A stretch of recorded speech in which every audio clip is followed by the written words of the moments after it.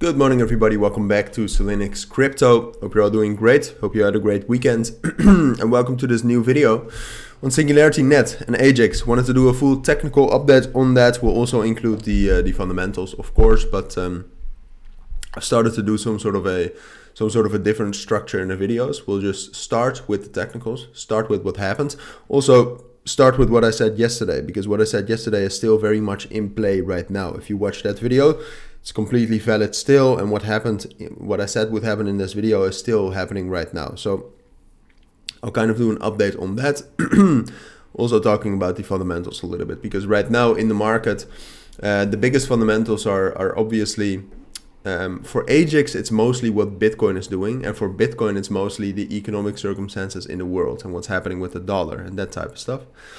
Which I'm not going to go into depth too much. We will take a look at the correlation between Agix and Bitcoin and what that means for Agix, or at least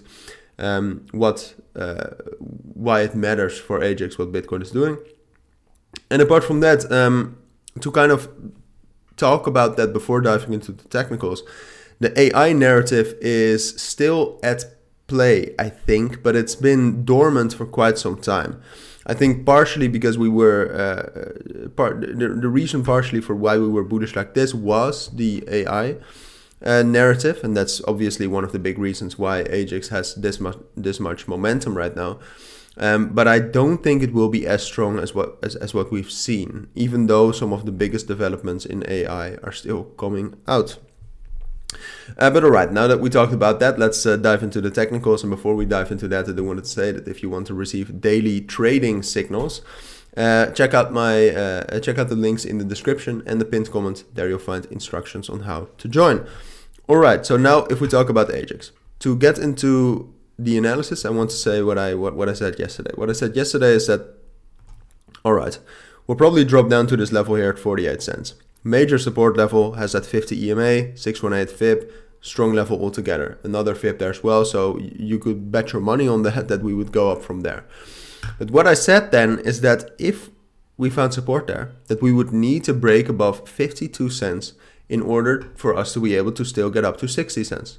Alright, so get support like this, break above 50 cents, bullish confirmation, then we would still probably find resistance at 55, 56, but eventually get up to 60 cents.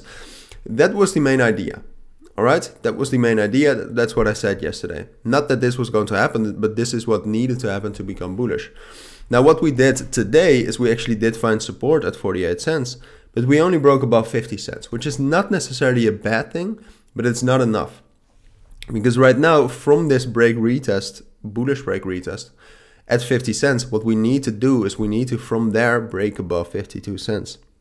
If we can do that, as I said, still the same scenario, we're fine, and we're probably going up to 60 cents afterwards.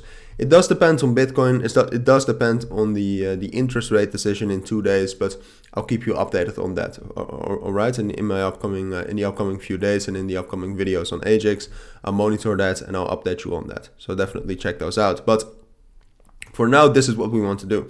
If we are not, if for example right now we find resistance at 52 cents, which is not a bad thing, but it could become a bad thing if we find resistance at 52 and then break down below to 48 cents again.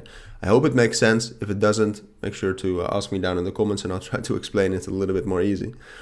And at the end of the video as well. But if we drop down to 48 cents, then we'll just take a break retest, and then it's way more likely that we'll drop down to 45 cents as well. So right now, I guess the main point is that we need to break above 52 cents. If we cannot do that quickly, if we cannot break above 52 cents, what will happen then is that, you know, the reason why we cannot break above that is that there's not enough bullish momentum. So then we will probably also not hold 50 cents, then we'll find support at 48, we will not be able to break above 50 cents, and we'll drop down. That's why we need to break above 52 cents. It's not only something, it's not only a bullish breakout, it's also an indicator of bullish momentum. So, but that's my full take on Agix for today. If you do have any questions, then let me know. But for now, take care and bye.